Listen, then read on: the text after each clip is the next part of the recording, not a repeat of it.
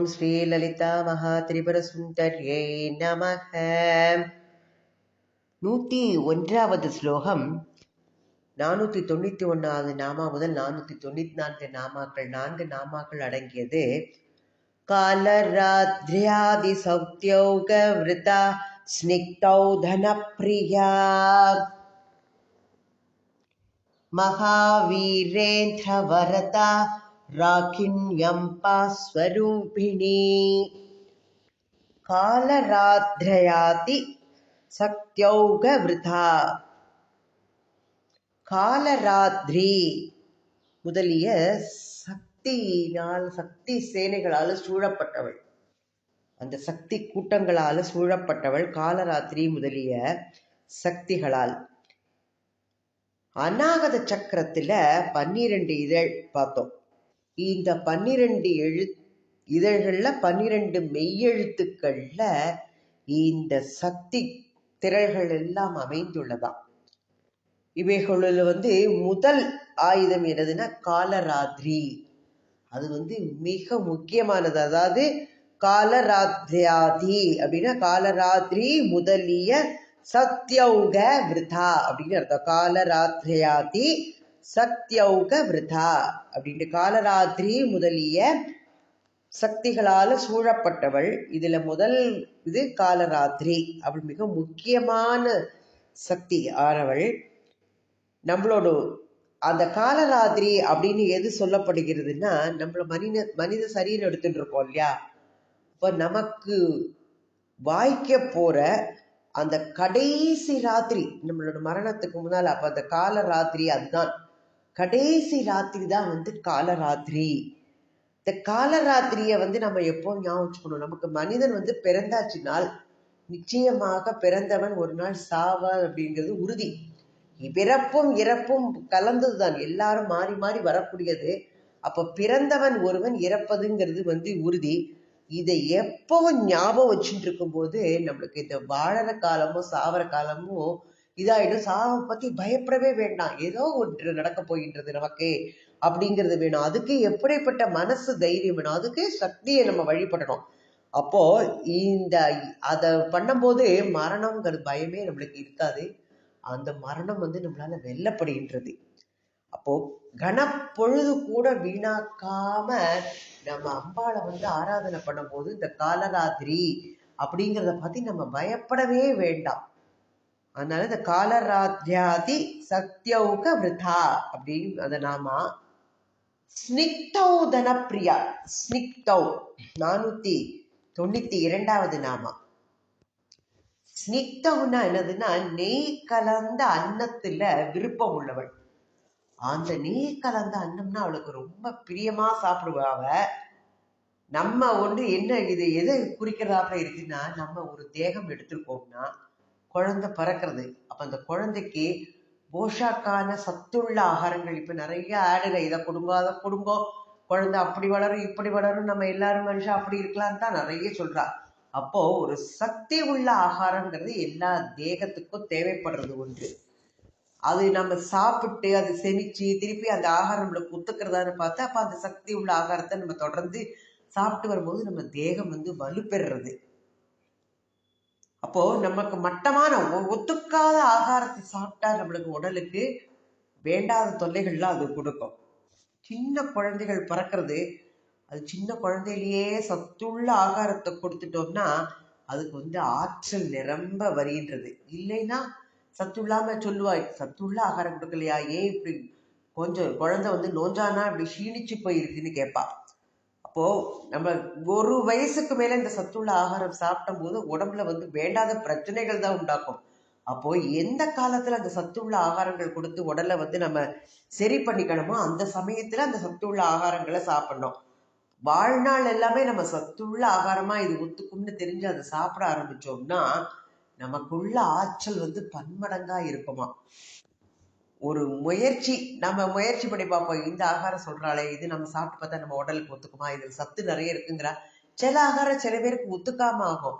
அப்போ எந்த ஆகாரம் நமக்கு ஏற்றதாக சத்துள்ளதாக இருக்கின்றதோ அந்த ஆகாரத்தை தேர்ந்தெடுத்து நம்ம ஆயுட்காலம் எல்லாம் சாப்பிட்டுட்டு வரும்போது நல்ல நம்மளுக்கு ஆரோக்கியமான ஒரு வாழ்வு கிடைக்கின்றது. அம்பாளுக்கு அரிசி அது என்னதுன்னா சத்து தவிடு நிறைந்துள்ள அரிசி அப்படிங்கிறார். அந்த தவிடு நிறைந்துள்ள அரிசியும் நெய்யையும் கலந்து அப்படியே பக்குவப்படுத்தி அன்னத்தை கொடுக்குன்னா அம்பாளுக்கு அது ரொம்ப இஷ்டமான அன்னமா, ரொம்ப பிரியமானது. அது எதற்கு சொல்றதுன்னா, நாமளும் அந்த மாதிரி சாப்பிடும் போது நம்ம உடலும் அதற்கு ஏற்ற சக்தியை பெற்று விளங்குங்கிறத அம்பிகை இந்த நாமா மூலமா நமக்கு எடுத்துக்காட்டாக சொல்லுகின்றாள். அடுத்த நாமா மகாவீரேந்திர வரதா. மகாவீரேந்திரன், மகாவீரர்கள் யாரு? மகாவீரேந்திரர்களுக்கு வரங்களை கொடுப்பவள். இந்த மகாவீரேந்திரர்கள்னா யாரு அப்படின்னு பார்த்தோம்னா, ஆற்றல் நம்மளுக்கு யாராவதுக்கு ஒரு வலிமை ஜாஸ்தியா இருக்கும் இல்லையா? அப்போ அந்த வலிமை பெற்றவன் என்ன பண்ணணுமா, தர்மத்தை நிலைநாட்டுவதற்கும் அதர்மத்தை அகற்றுவதற்கும் தன்னுடைய ஆற்றலை அவன் பயன்படுத்தும் போது அவன் வீரனா ஆகிறான். அவனுக்கு எப்பெல்லாம் ஒரு சந்தர்ப்பம் கிடைக்கிறதோ அப்பெல்லாம் தர்மத்தை நிலைநாட்டுறதுக்கும் அதர்மத்தை ஒழிக்கிறதுக்கும் அவன் தீவிரமா முயற்சி பண்ணணுமா. அப்போ அவனோட செயல்கள் எல்லாரும் என்ன பண்ணுவா, எல்லாரும் அவனை அங்கீகரிப்பா. ஆக அவன் எப்பேற்பட்ட காரியத்தை செய்யறான், இதெல்லாம் இது பண்ணிட்டான், எப்படி வச்சுட்டு இருக்கான்னு உடனே அவனை நம்ம ஃபாலோ பண்ணுவோன்னு நிறைய பேர் அவனை தலைவன் மாதிரி எடுத்துப்பா. அப்போ தலைவனாக அவன் ஏற்றுக்கொள்ளப்படும் போது அவன் எப்படிப்பட்டவனா மாறுகிறான், மகாவீரேந்திரன் அப்படி சொல்லப்படுகிறான் அவன். அப்போ வீர செயல் அவன் ஈடுபட ஆரம்பிக்கும் பொழுது அது என்னன்னா மறைமுகமா அவனுக்கு அன்னையோட அனுகிரகம் மறைமுகமா அவனுக்கு கிடைக்கிறது. அதனாலதான் அவனால் அந்த செயல்களை எல்லாம் செய்ய முடிகிறது. அது அம்பாள் அவனுக்கு கொடுத்த வரமா எடுத்துக்கணும் நாம. அப்போ தன்னை வணங்குற பக்தர்களுக்கு அவள் என்ன பண்றா, வரத்தை வாரி வழங்குகின்றாள். அதனால மகாவீரேந்திர வரதா என்ற நாம அவளுக்கு. அடுத்த நாம ராகிண்யம்பா ஸ்வரூபிணி. ராகிணி என்று அழைக்கப்படுகின்ற யோகினி வடிவமாக இருப்பவள்.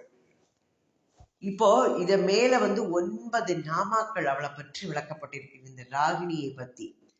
அப்போ அந்த அவ்வளவு நாமாக்களும் உள்ள மகிமை எல்லாம் யாருக்கு உள்ளது, ராகினி தேவி. இன்னும் பின்னால வரப்போறது எல்லா இதுக்கும் ஒவ்வொரு தேவதைக்கும் 9 பெருமைகளா சொல்லுவா, 9 நாமாக்கள் சொல்லி. அப்போ அடுத்தாப்புல வரப்போறது இதுக்கும் அதே மாதிரி 9 நாமாக்கள் உண்டு. இப்ப ராகினி தேவிக்கு இந்த மேல சொன்னது 9 நாமாக்கள் உள்ள மகிமை எல்லாம் அவளுக்கு உரியது. அத்தனை விபூதிகளை உடையவளாக அன்னை பராசக்தி இருக்கின்றாள். இந்த ஒரு தேவதைக்கே இப்ப இருக்கு. அப்ப எத்தனை தேவதைகள் இருக்கான்னு பார்க்கலாம். அப்போ இப்பேற்பட்ட சக்தி எல்லாம் அவள்கிட்ட இருக்குன்னு அதை நினைச்சுன்னு நம்ம தியானம் பண்ணும் போது அம்பாளோட மகிமையெல்லாம் நம்மளுக்கு ஒன்றன் பின் ஒன்றாக சிந்தனைக்கு வரும். அது ஒரு சிறந்த தியானமாக மாறுகின்றது.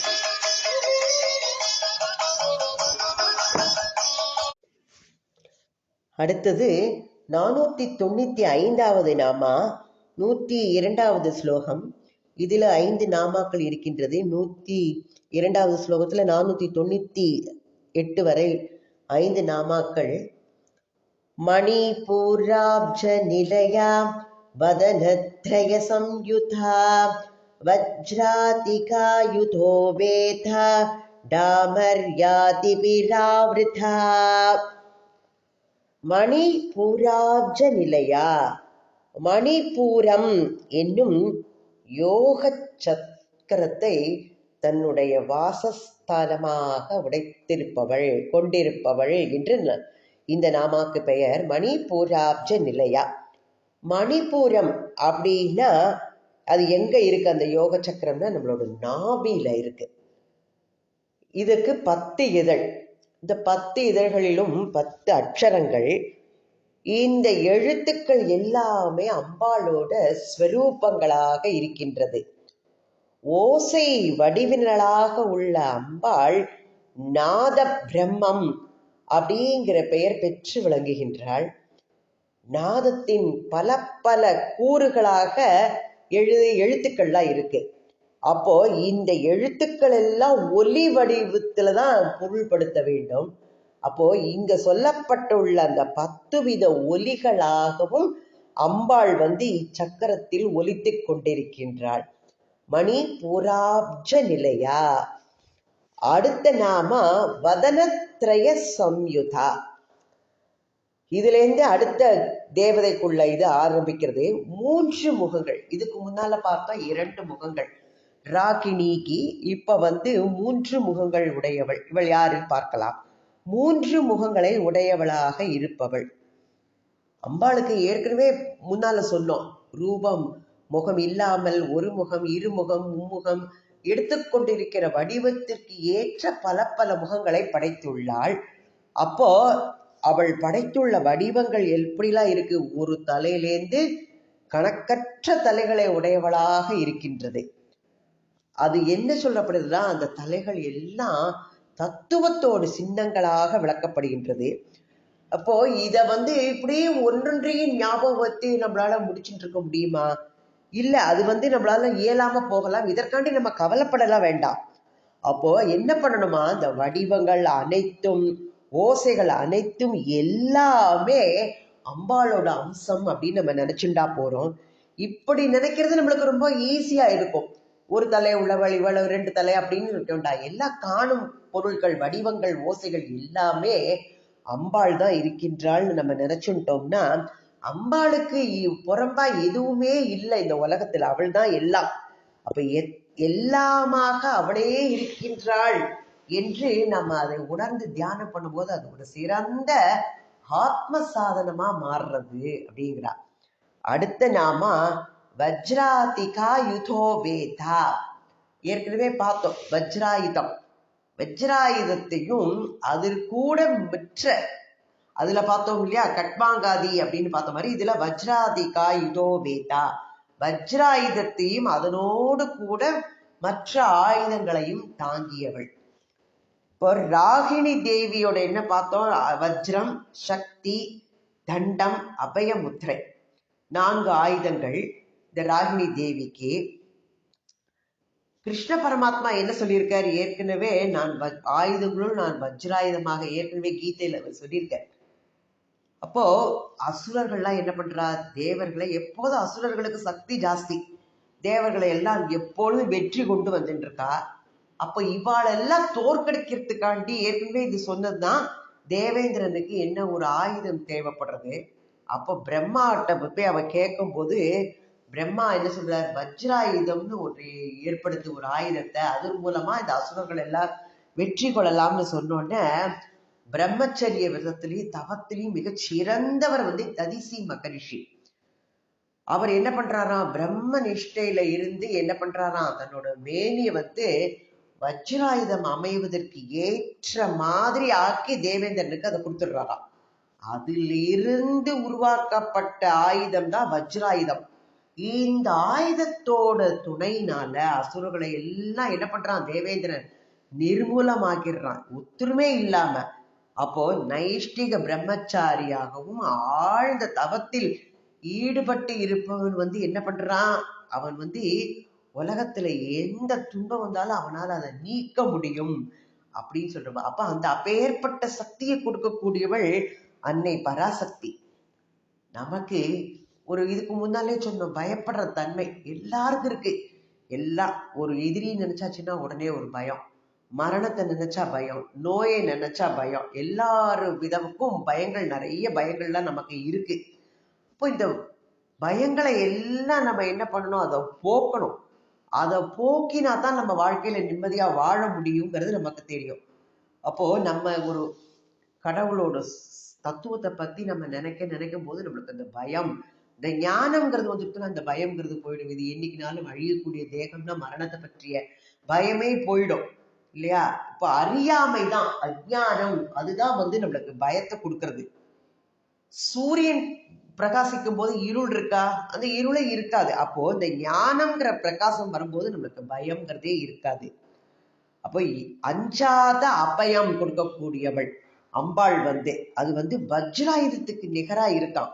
அபயக்கரம் படைத்திருக்கிற அந்த அம்பாள் அப்பேற்பட்டவளா இருக்கின்றாள். அதுல அச்சம்ங்கிறதுக்கே இடமே இல்லை. அபய முத்திரை, அம்பாளோட அபய முத்திரை இதை நம்மளுக்கு விளக்குறத எடுத்துக்காட்டுறதா இருக்கின்றது. அப்போ மன உறுதி, உடல் உறுதி எல்லாம் இருக்கிறவாளுக்கு சக்தி எப்படி கிடைக்கிறது? நம்ம சொல்லுவோம் வல்லவனுக்கும் புல்லும் ஆயுதம்னு சொல்லுவோம் ஒரு இது. அப்ப இப்பேற்பட்ட சக்தியை எல்லாம் கொடுக்கக்கூடியவளாக அம்பாள் இருக்கின்றாள். அதுதான் அந்த தண்டம் வஜ்ராயுதம் என்று அழைக்கப்படுகின்றது. அடுத்த நாம டாமர் யாதி. டாமரி அப்படிங்கிற டாமர் யாதி, டாமரி முதலான மூர்த்திகளால சூழ பெற்றவள் அவள் அம்பாள். அம்பாளோட அம்சம் டாமரி அப்படிங்கிற முதல் 10 மூர்த்திகளா இருக்கு. மணிப்பூர யோக சக்கரத்துல அடங்கியுள்ள அந்த 10 எழுத்துக்களுக்கு ஏற்ப இந்த 10 மூர்த்திகளும் இருக்கலாம். அப்போ மனத்தோட உன்னதத்திற்கு ஏற்ப நம்மளுக்கு என்ன பண்ணுமா, அந்த சக்திகளை அறிந்து கொள்ளக்கூடிய ஒரு நம்மளுக்கு சக்தி கிடைக்கும். அந்த ஆழ்ந்த எண்ணம் போகும்போது நல்ல சக்தி உபாசனையா மாறுறது அது. அடுத்த நாம ரக்தவர்ணா. ரக்தவர்ணா அடுத்து 103வது ஸ்லோகத்துல இருக்கு.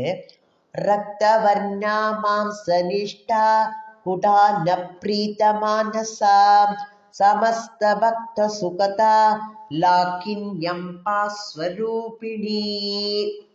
ரக்தவர்ணா, ரத்தம் சிவப்பு வர்ணம், சிவப்பு நிறம் உள்ளவள். இந்த உலகம் பிரகிருதி எப்படிப்பட்ட 3 குணங்களால ஆனது. ஒரு வெண்ணிறமா இருக்கக்கூடியது என்னன்னா அது சத்துவகுணம், அமைதிக்கும் அறிவுக்கும் அறிகுறியாக இருக்கக்கூடியது. வெள்ளை கொடி காட்டியாச்சுன்னா அங்க என்ன பண்றா, அவ போற விரும்பல, சமாதானத்தை விரும்புறா சொல்லுவா. அப்போ அறிவுக்கும் அறிகுறியாக இருக்கின்ற அந்த வெண்ணிறம் சத்துவ குணத்தை குறிக்கும். ரஜோகுணம் ஆற்றலை வெளிப்படுத்தும். அது என்ன நிறம்? சிவப்பு வர்ணம். உறக்க நிலையில இருக்கிற கருப்பு நிறம் தமோகுணம். தமோகுணம் இருக்கிறவா எப்போது ஒரு சோம்பேறியா, எந்த இதுவுமே முடியாம இருப்பா. எப்ப பார்த்தாலும் எதுனாலும் சோம்பேறித்தனமா இருக்கு. அப்போ இந்த வெண்ணிறம் சிதறடைந்தால் தான் அதுல இருந்து தோன்றதா எல்லா நிறங்களும்.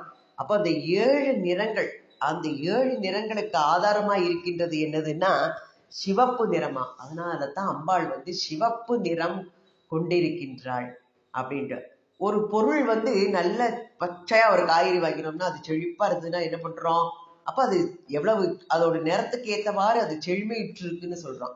அப்போ செழிப்புற்று இருக்கிற இந்த பயிர் வகைகள்லாம் எப்படி இருக்கு, பசுமை நிறமா இருக்கு. ஒரு நல்ல புஷ்டியா உடல் வச்சுட்டு இருக்கிற அந்த பிராணிகள் நல்லா கொழுத்து இருக்கு அப்படின்னு சொல்லுவாங்க. அப்ப அது உடல் எல்லாம் என்ன பண்றது, ரத்தம் வியாபித்திருந்தால்தான் அந்த செழுமை கிடைக்கும்.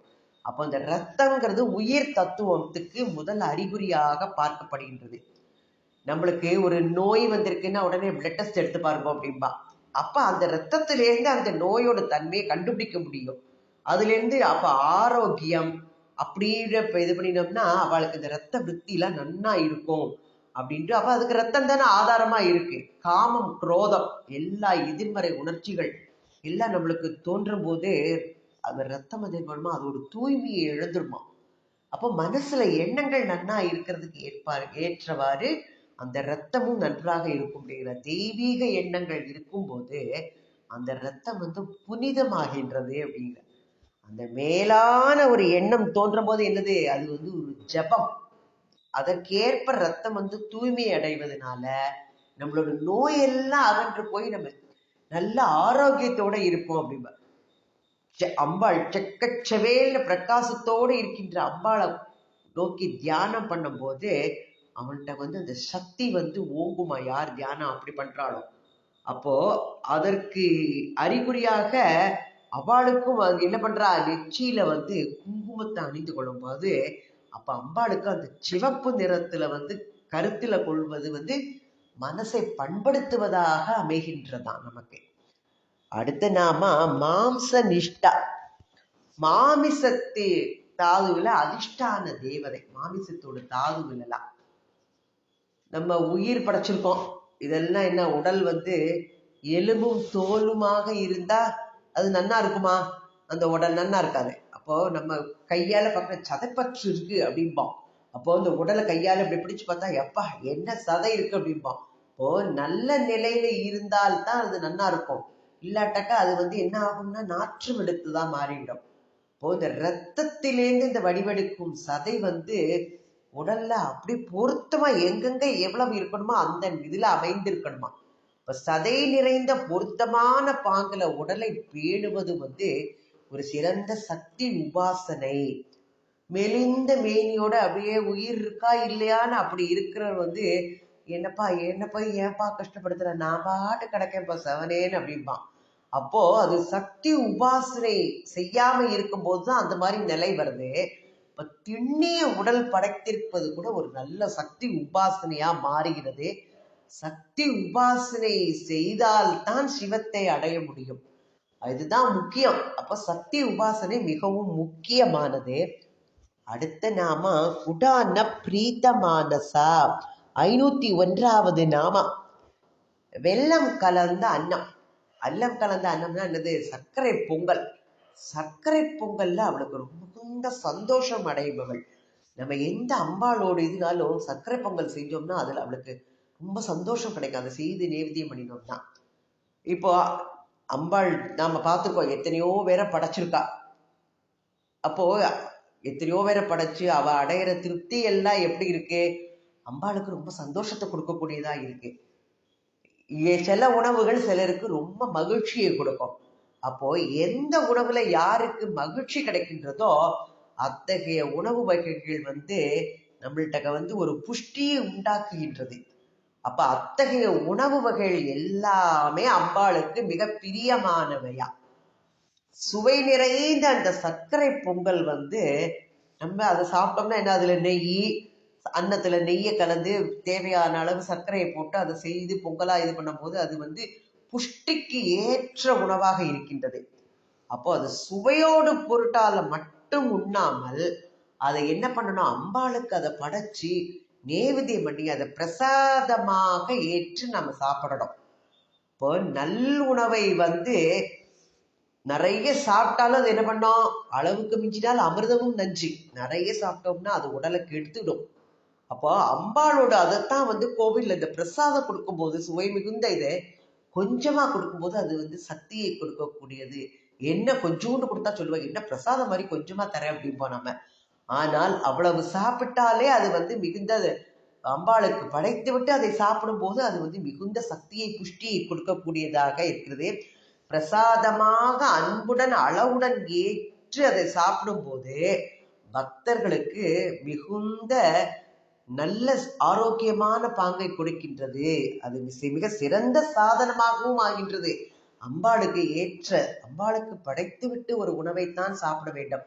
அந்த பிரசாதமா இருக்காத உணவை படைக்காம சாப்பிடுற உணவு மிகவும் கெடுதலை கொடுக்கக்கூடியது. எந்த இது செஞ்சாலும் அது கிருஷ்ணா அம்பாளே யாருக்குனாலும் நமக்கு இஷ்டமான தேவதைகளுக்கு தெய்வத்துக்கு அதை படைத்து விட்டு அதை பிரசாதமா நம்ம சாப்பிடணுங்கிறது ஐதீகம். சமஸ்த பக்த சுகதா, 502வது நாம. பக்தர்கள் சமஸ்தம்னா முழுவதும், எல்லா சமஸ்த பக்த எல்லா பக்தர்கள் எல்லாருக்கும் சுகதா சுகத்தை கொடுக்கக்கூடியவள். நமக்கு இந்த உலகத்துல பிறந்தாச்சுன்னா சுகம்ங்கிறது நம்மளுக்கு வேணுமா வேண்டாமா? வேணும். எப்போதும் துன்பத்தையே அனுபவிச்சுட்டு இருக்க முடியாது இல்லையா, கஷ்டத்தை அனுபவிக்க முடியுமா? சுகம்ங்கிறது வேணும். அப்போ அந்த சுகத்தை அடைவதற்கு நம்ம என்ன பண்ணணும், முறையா செயல்பட்டு அதை அடையணும். நம்ம பக்தர்கள் அம்பாளை வணங்குற வாயில அந்தப்பட்ட முறையில தான் போவா அந்த சுகத்தை அடையறதுக்கு. உண்பது, ஓய்வெடுத்துக் கொள்வது அப்படிங்கிற நித்திய கர்மாக்களை கூட அதையும் எப்படி பண்ணணுமோ அதை நெறி தவறாம அவ பின்பற்றுவா அந்த பக்தர்கள் எல்லாம். அப்ப அவர்களோட வாழ்வெல்லாம் என்னதான், அம்பாளுக்கு செய்யற ஆராதனை. நேரங்கட்ட நேரத்துல சாப்பிடக்கூடாது, எந்த நேரத்துல சாப்பிடணும், எந்த நேரத்துல தூங்கணும், எப்படி அதை ஓய்வு எடுத்துக்கணும், எப்படி எந்த நேரத்துல சாப்பிடணுங்கிறத எல்லாமே நம்ம நெறிப்படுத்திட்டு அதுல வாழும் போது அந்த வாழ்க்கை அம்பாளுக்கு சிறந்த ஆராதனையாக மாறுகின்றதான். நம்ம எது ஒரு சுகமா முடிய ஆரம்பிக்கும், ஆனா அது துக்கமா முடிஞ்சதுன்னா அது என்னது, அது போகம். நம்ம போகத்தை தான் அனுபவிச்சுட்டு இருக்கோம். சுகமா தொடங்கி சுகமாவே நிலைத்திருக்கும் போது அதுதான் யோகம் என்று அழைக்கப்படுகின்றது. அப்ப அம்பாளோட பக்தர்கள்லாம் அந்த யோகிகள். அவ பெரு வாழ்வு வாழ்ந்து சுகத்தையே அனுபவிக்கின்றனர் எப்பொழுதும். பக்தியோட மேல் நிலையை எட்டும் போது இந்த உலக துன்பங்கள் எதுவுமே நம்மளை பாதிக்காது. அவர்களுக்கு என்னது, என்னாலும் இன்பம் துன்பமே இல்லை, அவர்களுக்கு இன்பமே என்னாலும் துன்பம் இல்லை அப்படிங்கிற உயர் நிலையை அவ சென்று அடைய முடிகிறது.